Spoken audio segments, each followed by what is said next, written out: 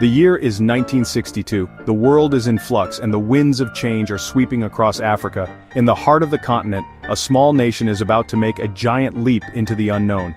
Burundi, long under colonial rule, is preparing to step out on its own. Across Africa, countries are breaking free from European empires, and Burundi is ready to join this wave of independence, eager to shape its own destiny. For decades, Belgium ruled Burundi and neighboring Rwanda as a single territory. The Belgians governed from afar, often manipulating local politics and playing favorites, especially between the Tutsi and Hutu communities. These policies deepened ethnic divisions that would haunt the region for years to come. But by the early 1960s, the tide had turned. Independence fever swept the continent, and Belgium, facing pressure both at home and abroad, realized it was time to let go of its African colonies. The Belgians organized elections, encouraged the formation of political parties, and began preparing for the handover of power. For many Burundians, this was a time of hope, but also of uncertainty about what the future would bring. Years of colonial favoritism toward the Tutsi minority had left Burundi deeply divided. Suspicion and mistrust simmered beneath the surface, as communities wondered what independence would mean for their future. On July 1, 1962, the Belgian flag was lowered for the last time, and the Burundian flag rose high above the capital. It was a moment of immense pride, a symbol of hope and new beginnings for the people of Burundi. For the first time, Burundians were in charge of their own destiny.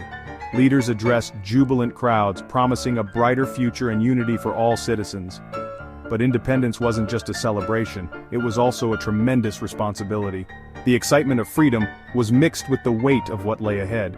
Burundi inherited a fragile political structure, with institutions that were still finding their footing, and deep ethnic rifts that threatened stability.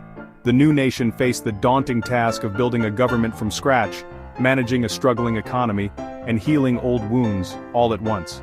Communities had to find ways to come together despite years of division. The Belgians left behind a country with enormous potential, but also a ticking time bomb of unresolved tensions and unanswered questions about identity and power. As Burundi drove off into independence, the world watched closely. Would this new nation find peace and prosperity, or would it struggle with the legacy of its colonial past? The optimism in the air was real, but so were the challenges. Every face in the crowd reflected a mix of hope and anxiety. The future was uncertain, and the stakes couldn't have been higher. Every decision would shape the nation for generations to come. Burundi's journey as a nation had just begun, and the world would soon see what path it would choose. At the heart of independent Burundi was Prince Louis Rwagasore, a charismatic leader with a vision for unity. Born into royalty, Rwagasore was not just a prince by title, but a leader by spirit, determined to guide his country into a new era. He was young, energetic, and deeply committed to the idea that Burundi could rise above its colonial past. He led UPRONA, a party that brought Hutus and Tutsis together, preaching national unity over ethnic division. In a time when colonial powers had sown seeds of distrust, Rwagasore's message was radical. He called for Burundians to see themselves as one people, not divided by ethnicity or old rivalries. Rwagasore wanted a modern, inclusive Burundi where everyone had a chance regardless of background. He envisioned schools, jobs, and opportunities for all, and he worked tirelessly to inspire hope in the hearts of ordinary citizens. His message resonated, and he quickly became the symbol of hope for a new nation. Crowds gathered wherever he went, drawn by his passion and his promise of a brighter future. But there was opposition. The PDC, a conservative party with close ties to the Belgians, represented the old guard. They were wary of change and preferred to maintain the structures that had benefited them under colonial rule. The political showdown was clear: Rwagasore's UPRONA for unity and progress, the PDC for the status quo. The tension between these two visions for Burundi's future was palpable, and the stakes could not have been higher. In the 1961 elections, UPRONA won a landslide, capturing the people's desire for change. The victory was not just political, it was emotional, a collective sigh of relief and a surge of optimism for what lay ahead. Rwagasore became prime minister, and it felt like Burundi was on the right track. For the first time, the country was led by someone who truly represented the hopes and dreams of its people. The people wanted unity, progress, and a break from colonial divisions. There was a sense of possibility in the air, as if anything could be achieved if they worked together.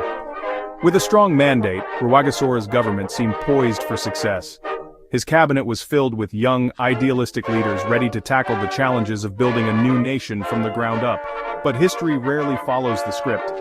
The excitement of independence was soon tempered by the realities of governing a country with deep wounds and powerful enemies. The dream team was in place, but the challenges were just beginning. Political intrigue, old resentments, and outside influences threatened to undermine the fragile unity Rwagasore had worked so hard to build. The hope was real, but so were the risks. Every step forward was met with resistance, and the atmosphere was charged with both excitement and anxiety. Burundi's future hung in the balance. The choices made in these early days would shape the nation for generations to come. The question? Could this new leadership deliver on its promise? Only time would tell, but for a brief shining moment, hope was stronger than fear, and the dream of a united Burundi felt within reach. Tragedy struck just weeks after independence. Prince Rwagasore was assassinated. His death wasn't random. It was orchestrated by rivals threatened by his vision of unity. The country was plunged into shock and grief. Rwagasore's assassination shattered the fragile hope for a united Burundi. The power vacuum left Burundi divided, and extremists gained ground. The trust between Hutu and Tutsi politicians collapsed. The assassination marked the first major crack in the new nation's foundation. It set the stage for instability and conflict. The dream of unity died with Rwagasore that night. What if he had lived? We'll never know. But his loss changed Burundi's path forever. The nation's future suddenly looked much darker. After Rwagasore's death, Burundi's politics became a revolving door of leaders. The country, still reeling from the loss of its charismatic independence hero, struggled to find stability. Every week seemed to bring a new face to power, but none could fill the void he left behind. The king, Mwami Mwambutsa IV, tried to keep the peace by appointing both Hutu and Tutsi prime ministers. He hoped that by balancing the two main ethnic groups, he could prevent violence and hold the country together. But the government was paralyzed by infighting and ethnic rivalry. Parliament sessions often ended in shouting matches, and trust between leaders was almost non-existent. UPRONA, the party that had once united the country, split into two bitter factions, one mostly Tutsi, one more Hutu. The dream of unity was quickly slipping away. Prime ministers came and went, some lasting only months, some assassinated. Political office became a dangerous game, and few dared to trust their colleagues. The instability made it impossible to govern or plan for the future. Ministries were often left leaderless, and government offices sat empty as fear and uncertainty spread. The military grew more powerful as politicians failed to lead. Officers began to see themselves as the only ones capable of holding the nation together. Each new crisis made the state weaker and the army stronger. Soldiers patrolled the streets, and the public grew used to seeing uniforms instead of suits in the halls of power. The government lurched from one emergency to the next, never able to catch its breath or regain control. The promise of independence faded into chaos. Hopes for a peaceful, united Burundi seemed like a distant memory. The military began to see itself as the only force that could restore order. Some officers believed only they could save the country from total collapse. Burundi was on the brink of a new, dangerous era, one where the gun, not the ballot, would decide who ruled. The Hutu-Tutsi divide, deepened by Belgian colonial rule, became Burundi's central conflict.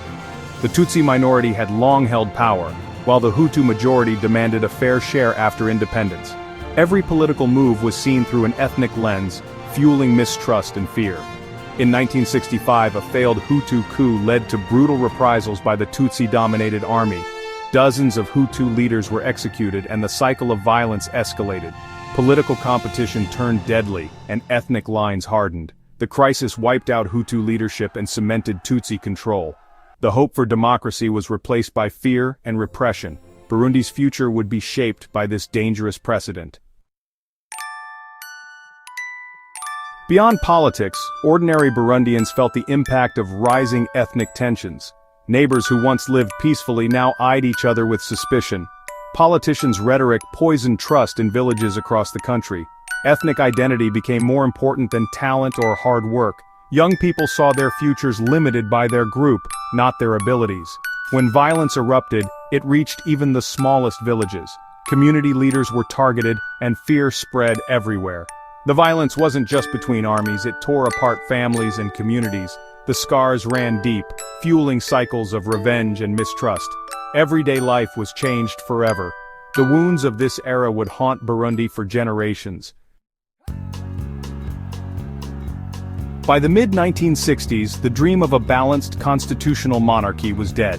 In 1966, a military coup led by Michel Micombero ended the monarchy and began an era of military rule.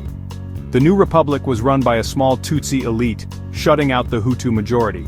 The government spoke of unity, but deepened divisions instead. Legitimacy was a major problem. How could a government represent the people while excluding most of them? The state relied on force, not support, to stay in power.